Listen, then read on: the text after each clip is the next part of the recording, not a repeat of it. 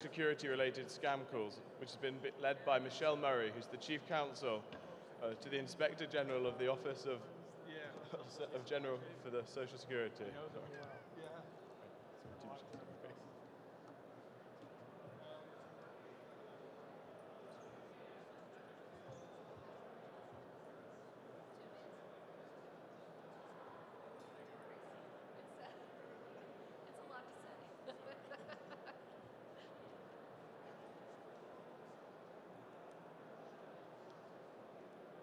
You just want me to move forward? All right, welcome everybody. We are so very happy to be here. As previously mentioned, my name is Michelle Murray. I'm the Chief Counsel at the Office of the Inspector General at the Social Security Administration. One of my colleagues, David Rodriguez, is here today. Some of you may have already spoken with him or communicated with him in the past. If you know him, don't worry, he did not bring any subpoenas with him. OIG is an independent agency. We exist to combat fraud against the Social Security Administration and their trust funds, and also to conduct oversight over the processing of benefits at the Social Security Administration. Our office provides legal support, and we advise the Inspector General on all facets of business: procurement, fiscal, civil, but most importantly, my office holds the program for enforcement related to the consumer protection laws under the Social Security Act.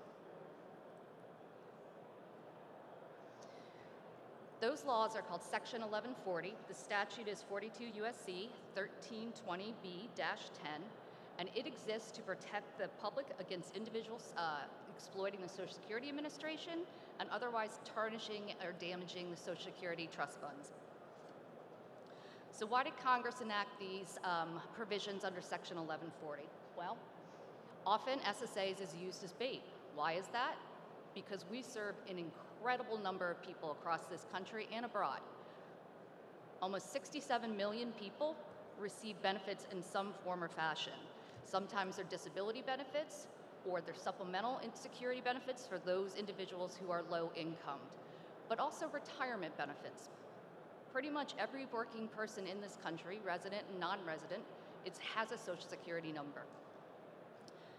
And often because of that, Social Security is used as a bait by a variety of legitimate and non-legitimate individuals.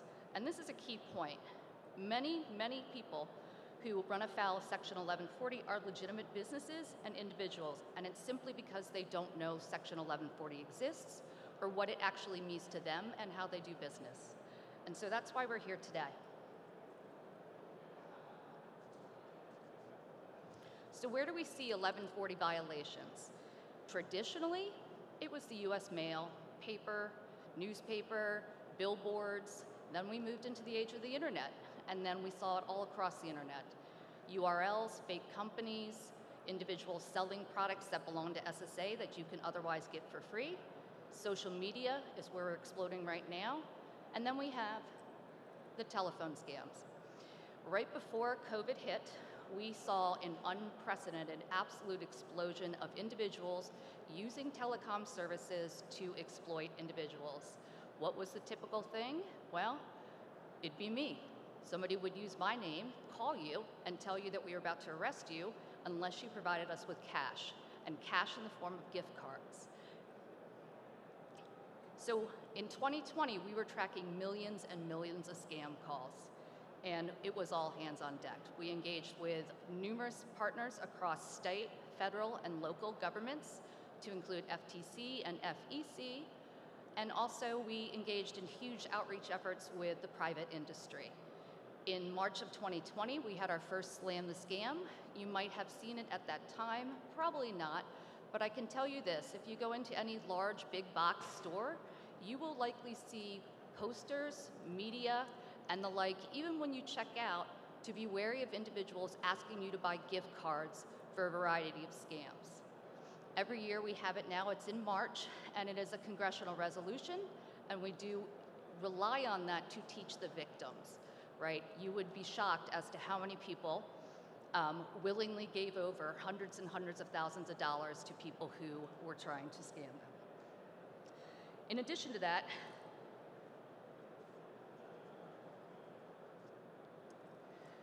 Yeah, we started criminal prosecutions, but criminal prosecutions take a long time. And many of these calls originate in foreign governments. And I'm sorry, not governments, foreign countries, right? Which limits our ability. We are just a US-based agency. But one thing we knew where the calls were coming from, and we knew how it got into the country. And it was through telecom providers, right? The call would originate in some call center, travel through, and then enter into a gateway carrier into the United States. Now I want to pause for a moment. Some people don't like this very much, which we appreciate, but we are committed, and this is why we're here today, to develop valuable partnerships.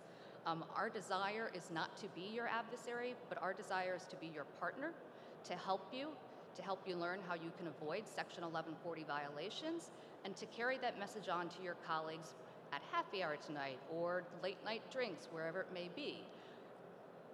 Our philosophy is that 1 ounce of outreach is worth its weight in gold. And consumer protection is our goal, not imposing penalties under the Social Security Act. But I would be remiss not to tell you about the power of the Social Security Act.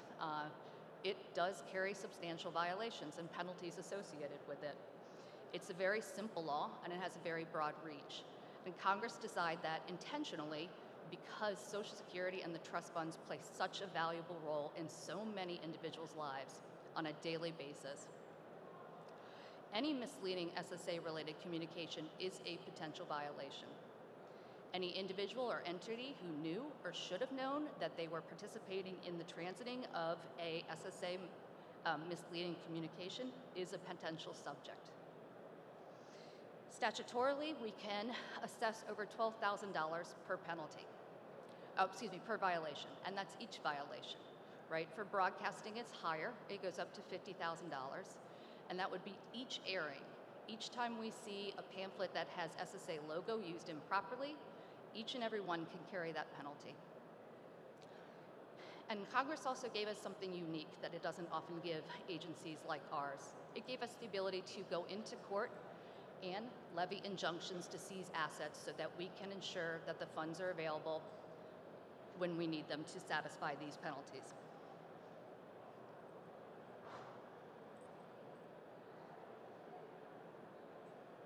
Uh-oh. What am I doing wrong? Would you mind advancing it, or? Oh, there we go. We're good. All right.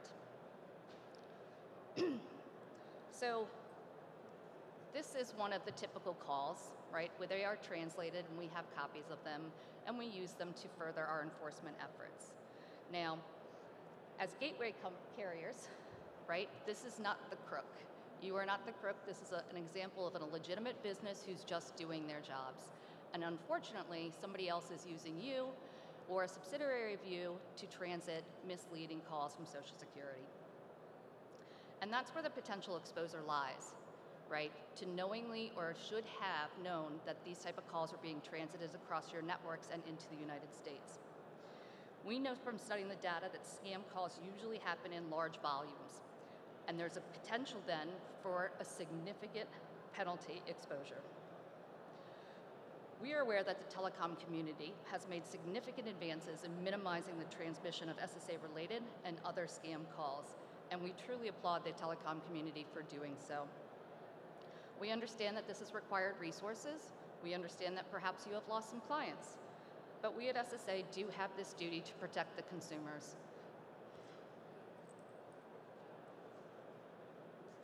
So we know that not 100% of these scams calls will be stopped, and that invites the question, what is realistic?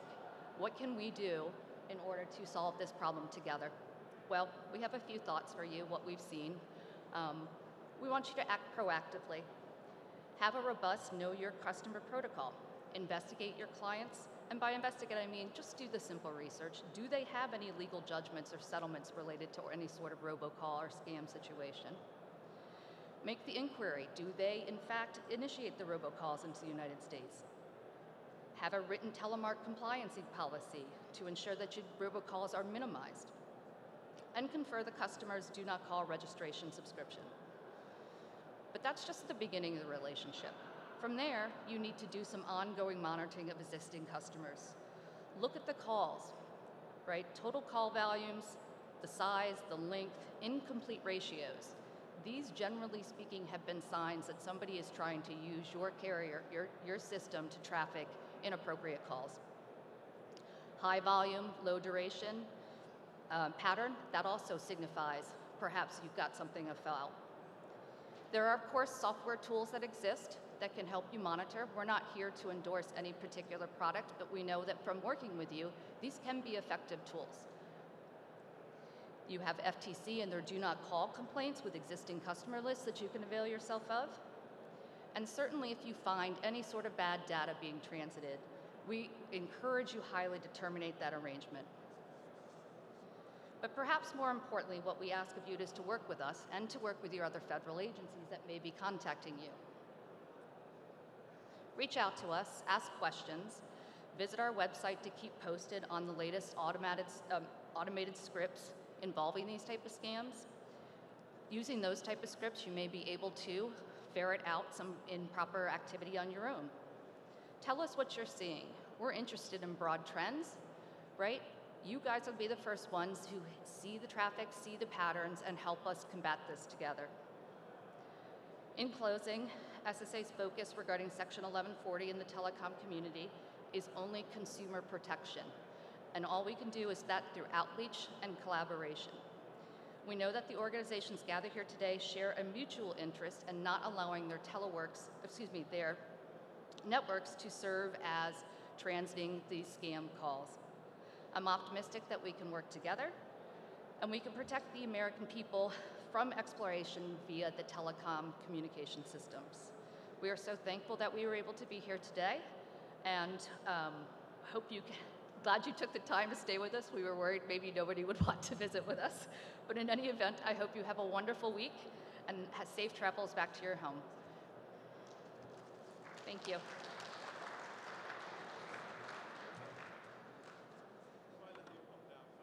Pardon?